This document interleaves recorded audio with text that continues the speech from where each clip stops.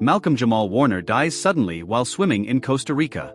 The man millions had grown up watching, the one who had once represented an entire generation's coming of age, was gone. And not just gone, but ripped from the world in a quiet, devastating moment that no one saw coming. Known best for his groundbreaking role as Theo Huxtable on The Cosby Show, Malcolm-Jamal Warner wasn't just a television actor. He was a poet, a musician, a director, and most importantly, a fiercely private man who valued truth, integrity, and love above all else. He was a quiet storm in Hollywood, working not to stay in the spotlight, but to leave a lasting impression that mattered. He had earned the respect of his peers and had, over decades, become something of a father figure to younger artists navigating the labyrinth of fame and expectation. But even as tributes poured in from former co-stars, Hollywood figures, and fans across generations, one voice remained silent. His daughter. The public knew little about her. Malcolm had been intentional about keeping her away from the chaos of celebrity life. She had no public social media, no red carpet appearances, no name the media could latch onto. She was his most protected treasure, his truest legacy. And when he died, her silence became deafening. Where was she? Why hadn't she said anything? Was she even at the funeral? Days passed. Then a week. The world mourned loudly, and she mourned quietly, until now. When she spoke, everything changed. And what she said didn't just break the silence, it shattered every assumption about what had happened to Malcolm-Jamal Warner in his final days. Her revelations would cast a new light not only on his death, but on the life he had lived in secret. This is the story of what she revealed, and why it shocked everyone. The world knew Malcolm-Jamal Warner as Theo Huxtable, America's little brother. He was the young man who made people laugh, think, and grow during the golden age of television. Millions watched him evolve from a curious, wisecracking teenager to a thoughtful, grounded man, both on screen and off. But beyond the sitcom fame and red carpets, behind the scenes of interviews and studio sets, there was a different man, a deeply private father who lived a very different life than what most imagined. He didn't want his child to grow up in his shadow. He didn't want her identity to be defined by his name, his fame, or the expectations that came with it. That's why, from the moment she was born, Malcolm made a decision. He would keep her away from the spotlight. No press photos. No social media shoutouts. No name in the tabloids. In fact, many people didn't even know he had a daughter until years later, and even then, her name was never revealed to the public. To the outside world, this secrecy might have seemed unusual. But to those who knew Malcolm, it made perfect sense. He wasn't just protecting her privacy, he was preserving her freedom. The freedom to be a child. The freedom to make mistakes. The freedom to find her own identity without the glare of Hollywood watching her every move. Behind closed doors, he was an attentive father. He cooked breakfast every morning when he was home. He read poetry with her before bed. He played guitar while she painted on the floor beside him. He wasn't just a father, he was her anchor. When the rest of the world knew him as a star, she knew him as simply Dad. He taught her the value of silence in a noisy world. He taught her to speak with her art instead of her voice. He taught her how to listen, not just to words, but to the spaces in between them. She inherited his love for music, his curiosity about the human spirit, and his tendency to observe before speaking. In many ways, she was his mirror. And in his later years, she was also his confidant. In mid-July of 2025, Malcolm-Jamal Warner boarded a plane bound for Costa Rica with his wife and daughter. It wasn't for work, it wasn't for press. There were no camera crews or interviews waiting for him in San Jose. This was something else entirely. A retreat. A reset. A moment to pause the world and just exist in the fullness of fatherhood, marriage, and peace. For someone who had grown up under the unforgiving light of the public eye, these trips had become sacred. Malcolm had always been a traveler at heart, drawn to quiet beaches and jungle trails more than red carpets. Over the years, he had learned to cherish simplicity, handwritten poems under moonlight, morning coffee without a phone nearby, a guitar strummed beside crashing waves. But above all else, he cherished time with his family. Time that no script, award, or headline could buy back. Costa Rica wasn't their first trip together, but it was different. His wife later said that Malcolm had been unusually still in the weeks leading up to it, contemplative, quiet. Not depressed, not sick. Just inward. He had been reflecting more. Sleeping less. Writing constantly. It was like he was trying to memorize everything, she would say later. The sky, our daughter's laugh, the feel of warm sand. As if he knew something we didn't. They arrived on July 15th and stayed in a modest, beautiful beachside rental in the province of Limon. Far from tourists, paparazzi, and noise. Each morning, Malcolm would walk barefoot along the shore with his daughter, collecting shells and making up silly songs. Each night, he would fall asleep on the porch hammock, arms folded across his chest, listening to the ocean hum. He didn't speak much about work. He wasn't reading scripts. He was focused only on his wife's smile, his daughter's joy, and the steady rhythm of nature around him. There was a kind of wholeness to him during that week, a completeness that can't be bought with fame or captured on film. But somewhere within that peaceful bubble, something was waiting. Something that would pierce their stillness with silence.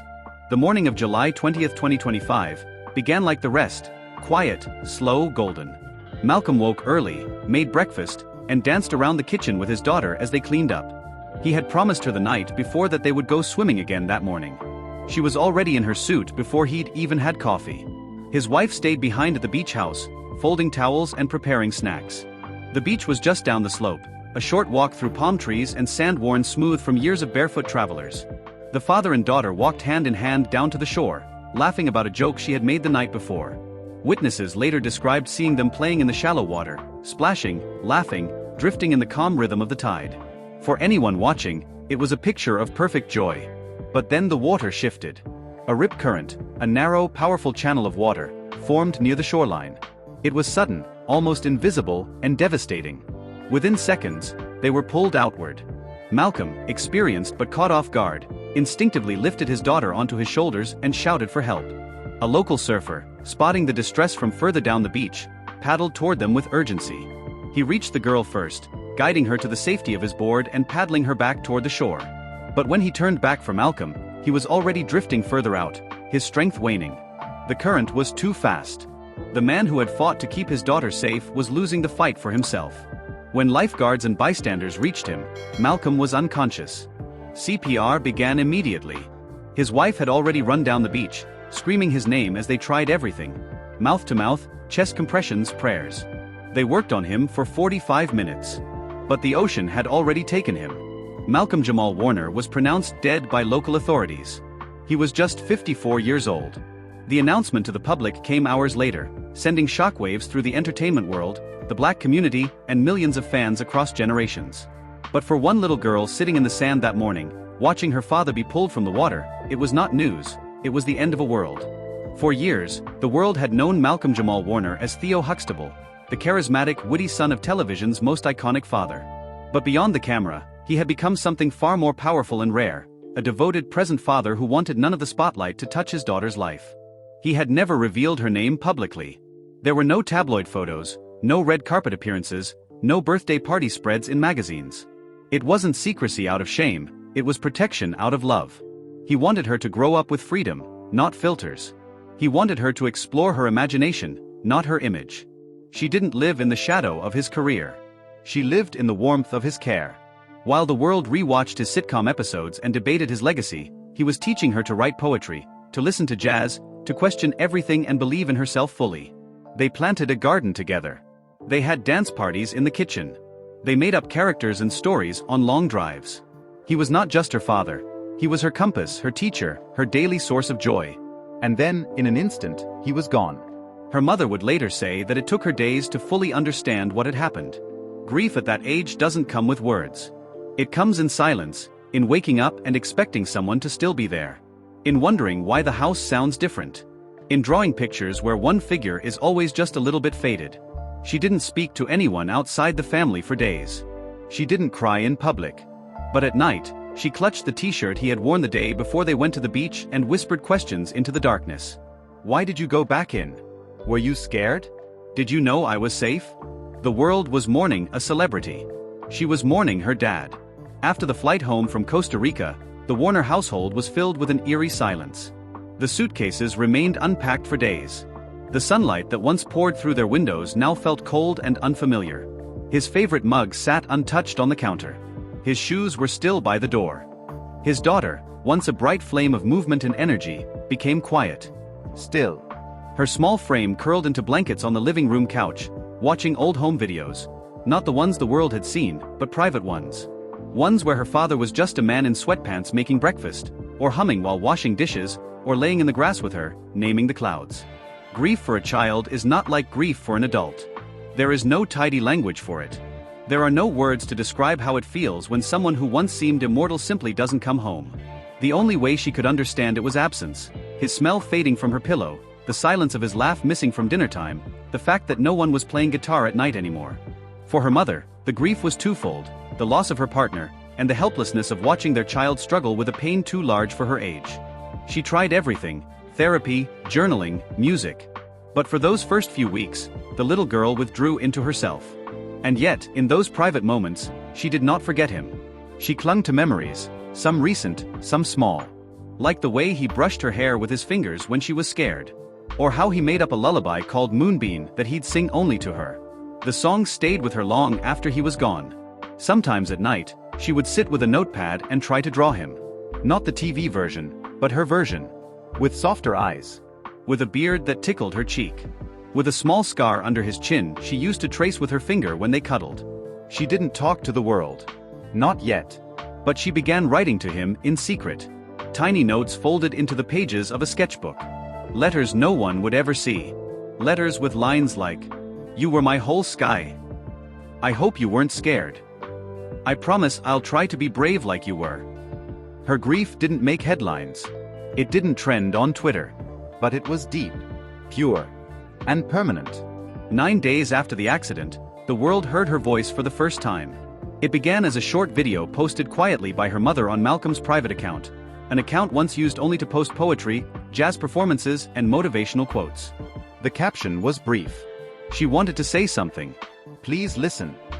The video opened with silence. Then a small, trembling voice. Hi. I'm Malcolm's daughter. I miss him. She sat in a room filled with soft light. Behind her, a shelf lined with books and music. Her hands were shaking slightly, holding a piece of paper she'd folded and unfolded 100 times. She didn't speak like a child trained to perform.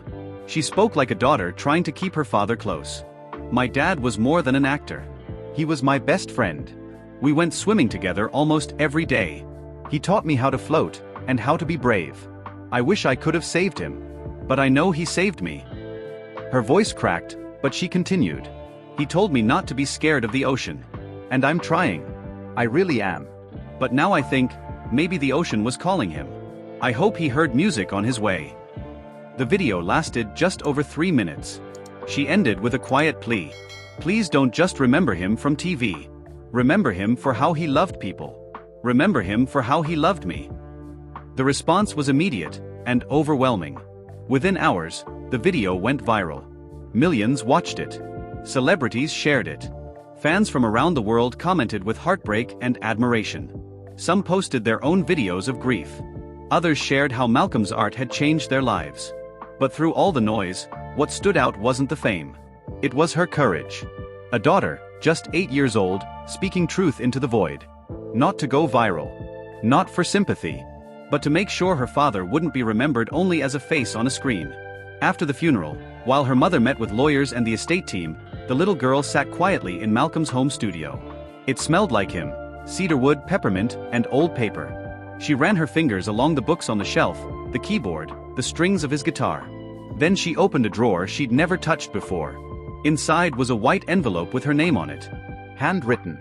Delicate. Folded like something sacred. She ran to her mother. Together, they sat on the floor, holding the letter between them. But the girl was the one who opened it. It read, "My Moonbeam. If you're reading this, then I'm not sitting beside you right now, and that hurts more than I can write. But I need you to know that I was never afraid to leave, only afraid that I wouldn't get to tell you this. You are the greatest song I ever wrote.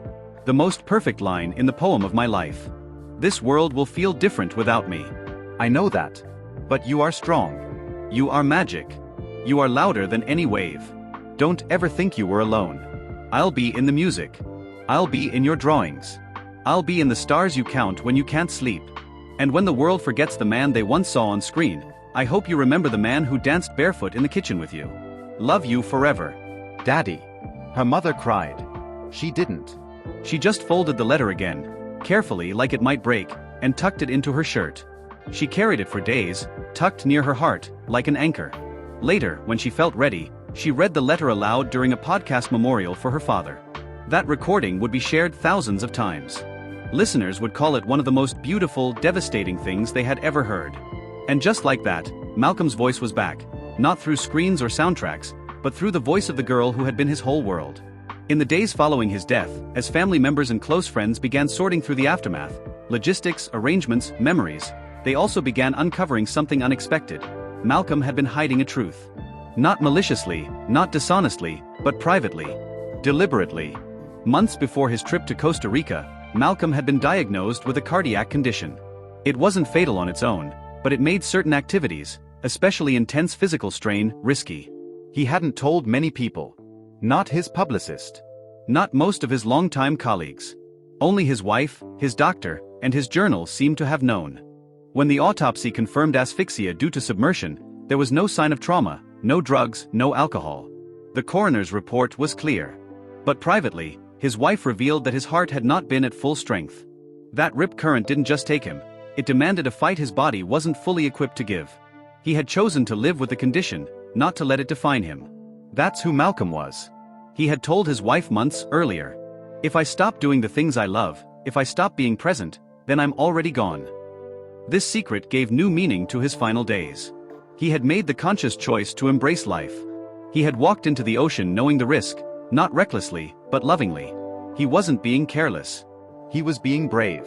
His daughter would later say, "I think he knew his time was shorter than we did." But instead of slowing down, he showed up harder. Loved louder. Laughed deeper. I saw it in the way he looked at me those last few days. His choice wasn't about denial, it was about intentional living. He didn't want to become a story about illness. He wanted to remain a story about love. And now, that secret became a kind of sacred key.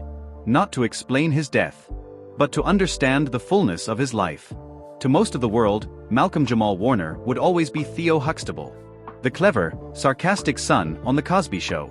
A face frozen in time from reruns, a character that never aged even as the man behind it grew into someone entirely different. But to those who knew him best, and to his daughter most of all, he had long outgrown that image. After the public learned of his passing, tributes flooded the internet. Celebrities recalled working with him.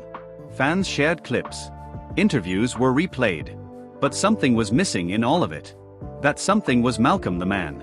His daughter, now beginning to speak more openly, made it her mission to show the world the pieces of her father that had been hidden from view. She began sharing old notebooks, unpublished poems, and snippets of letters he had written to himself. The man who once captured the nation's heart as a teenage sitcom star had evolved into a quiet philosopher, a lover of jazz, a nighttime sketch artist, and a doting father who never wanted to be famous again. He had written extensively in his private journals over the last year of his life. Thoughts like, "Fame was loud. But silence?" That's where the real truth lives. My daughter is the first thing that ever made me feel complete. If I'm remembered, I hope it's not for the part one played, but the part one lived. He had been working on a memoir, not for publication, but for his daughter. Dozens of entries addressed directly to her, detailing his fears, his joys, and the struggle of holding two identities, the public face and the private soul. His best friend would later say, "Malcolm had more layers than the industry ever let him show. He wasn't just a character. He was a poet in a suit." And it was true. Underneath the polished surface was a man full of contradiction, both vulnerable and strong, broken and healing, loud on stage but soft at home. For his daughter, sharing this side of him wasn't just about honoring him. It was about reclaiming him. From the headlines. From the roles. From the world that thought it knew him.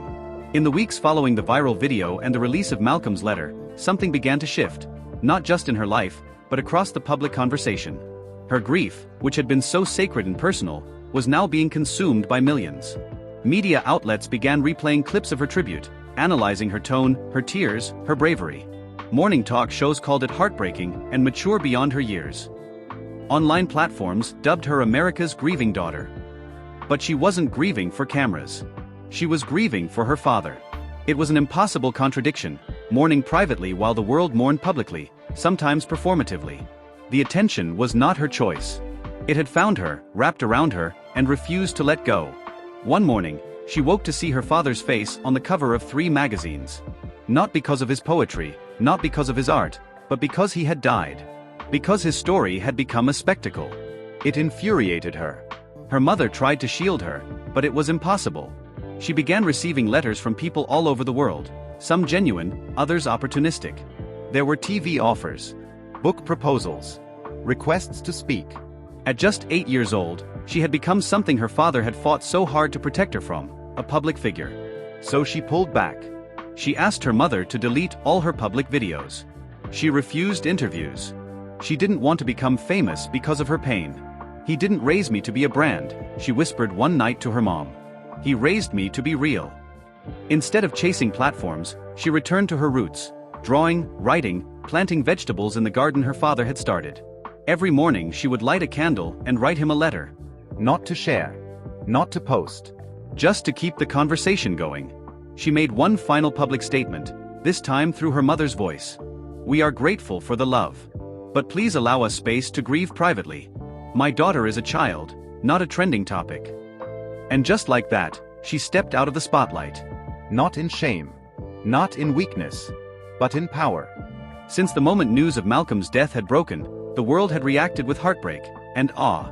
Tributes came in from actors, musicians, fans, former co-stars. Millions of posts flooded the internet. Hashtags trended worldwide. Candlelight vigils were held in multiple cities, New York, Los Angeles, even in Costa Rica where he passed. But none of it compared to the outpouring directed toward one small girl. Strangers wrote poems to her. Teachers across the country had their students write letters. One little boy from Chicago made a crayon drawing of her father holding her hand in the clouds and sent it to their home. Her mother filtered the messages, protecting her from the flood, letting in only the ones that felt gentle, thoughtful, honest. What overwhelmed them most, though, were the recordings from fans. Thousands of people had uploaded videos of themselves reading her father's poetry, listening to his jazz albums, or sharing how he had once helped them during their own darkest times. People weren't just mourning a celebrity. They were mourning a man who had meant something. And in those small clips and handwritten notes, his daughter began to feel something new, connection. The feeling that maybe, just maybe, her dad was still speaking, through others. After the video, the family made it clear. There would be no media tour, no interviews, no exploiting a child's grief. But she wanted to say one more thing. So, with her mother's help, she recorded a voice message. Just her voice. No camera. No script. Just the rawness of a daughter trying to understand a new world without her father in it. The message was posted to a memorial website. "Thank you for remembering my daddy. He always said love is the best thing a person can leave behind. I feel it now. Everywhere. I'm not ready to talk a lot. But I wanted you to know. I hear your hearts. And I think he does too." The message was short, just 36 seconds. But it silenced the internet. It wasn't a cry for attention. It wasn't viral content. It was a little girl who had lost everything, still finding a way to comfort others. If this story touched your heart, like this video, subscribe to the channel, and share it with someone who needs to hear the truth. We bring you the untold stories behind the headlines. Stories of love, loss, and legacy. Don't forget to comment your thoughts and turn on notifications so you never miss another video. Thank you for watching.